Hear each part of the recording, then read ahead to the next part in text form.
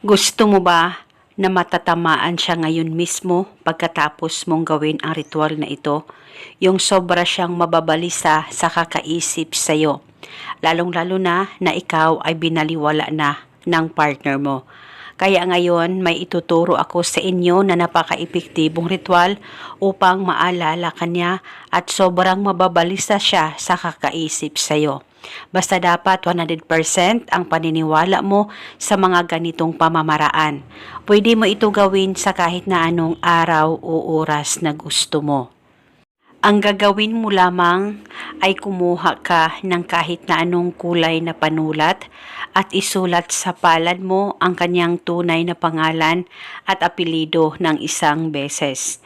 At pagkatapos mo nang masulat ito, ay kumuha ka lamang ng kaunting pabango mo, maglagay ka o magpatak ng kaunting pabango dyan sa palad mo na may nakasulat na pangalan niya.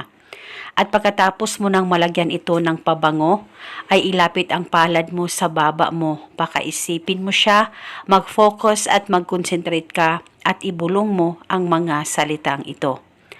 Pangalan at apelido, ikaw ay mababalisa at mababaliw sa kakaisip sa akin ngayon. Ibulong mo lamang ito ng 3 beses. At pagkatapos mo nang mabulong ang spell, ay ihipan mo lamang ang palad mo ng 3 ihip. At pagkatapos nito ay huwag niyo pong burahin ang nakasulat dyan sa palad mo, hayaan mo lang ito na mabura ng kusa. At pwede mo isulat ang kanyang pangalan sa left o sa right na palad kung saan kayo komportable na isulat ito. At kinabukasan, pwedeng ulitin ang paggawa nitong ritual sa kahit na anong oras na gusto mo. At paniguradong matatamaan siya pagkatapos mong magawa ang ritual na ito.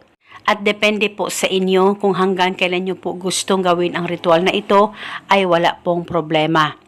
At eto muna sa ngayon, pagkatapos mong mapanood ang video na ito, mag-comment ka lamang sa ibaba, I claim it. Maraming salamat po sa panunood. May God bless us all.